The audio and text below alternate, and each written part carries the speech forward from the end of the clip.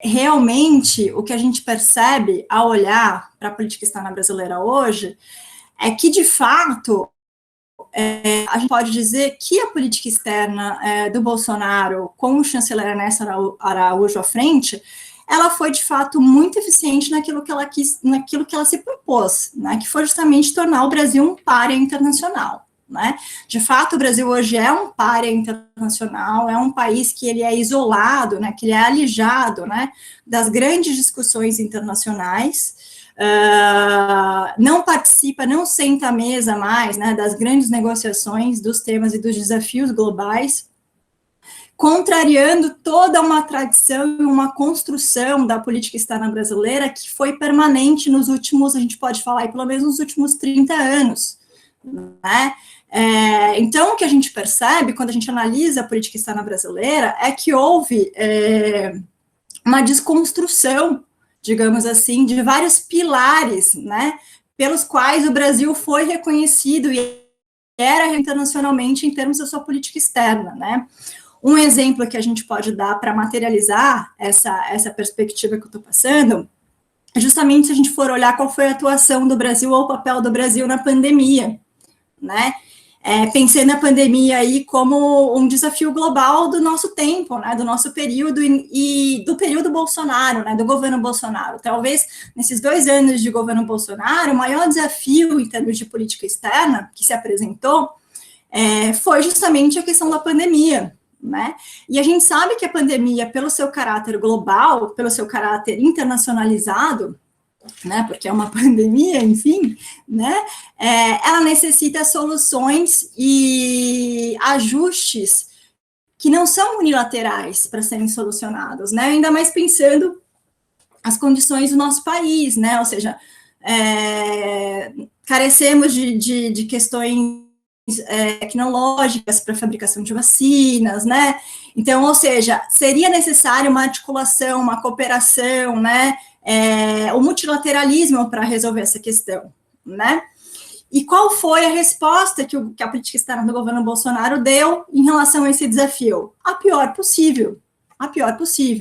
né? Não só a política externa, ela vai adotar também, no âmbito da política externa, um tom negacionista, né? Que é replicado internamente pelo governo federal, mas que foi também replicado internacionalmente através das posições do governo brasileiro, né, de rechaço às orientações da OMC, a própria questão como o vírus, né, foi categorizado pelo então chanceler Ernesto Araújo, né, que ele vai chamar de comunavírus, né, então fazendo uma clara sinalização aí de desrespeito ao nosso maior parceiro comercial, né, em um país que historicamente o Brasil estava tendo relações de alto nível, né, que é a China, né. Então, vai tomar essas posturas em relação à China, né? Ou seja, vai se alijar, vai se colocar isolado daqueles atores que são os grandes responsáveis pela solução do problema, né? Então, quando o Brasil toma essa postura, justamente ele demonstra a sua pequenez internacional, né? A sua não importância, e aí, como resultado disso também, ele não vai ser chamado, né, à mesa das soluções, à mesa da busca pelas opções, né, de solução da questão da pandemia. Então, esse pode ser um exemplo de como,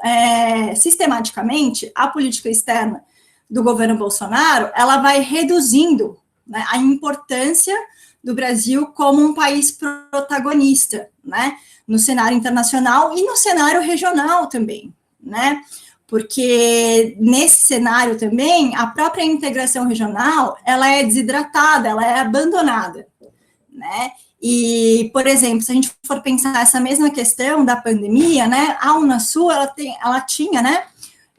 um conselho de saúde sul-americano, onde os países poderiam ali, né, buscar soluções regionais para compra coletiva de vacinas, ou mesmo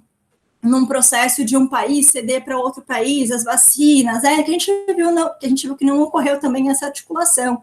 né, não houve interesse por essa articulação, né. Outro exemplo também de como o Brasil ele abdica da sua posição de líder regional também, né? Dentro desse processo maior que é essa transformação do país em pária internacional, né?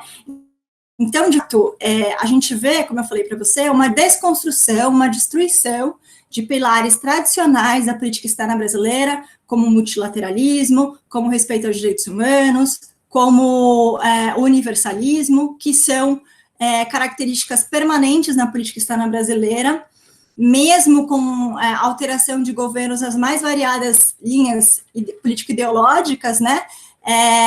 E você vê uma destruição de toda essa construção, né, do Brasil enquanto um ator relevante no cenário internacional nesses 2 anos, a partir dessas medidas de isolacionismo, de alinhamento automático aos Estados Unidos, né, e aí, especificamente ao governo Trump, né, e o que significava, né, a visão da política externa e política internacional do Trump, que o Brasil também, de alguma forma, ele replica isso, né. Então, eu acho que, nesse sentido, isso explica um pouco, né, como a gente saiu daquela posição de protagonista, né, das relações internacionais, como um país importante, inclusive como representante, né, dos países em desenvolvimento, do sul global, né, dessa ponte de articulação entre países ricos e países pobres, e como isso foi abandonado em nome aí de diretrizes e princípios de política externa que são totalmente contrários ao interesse nacional e às próprias tradições da política externa brasileira.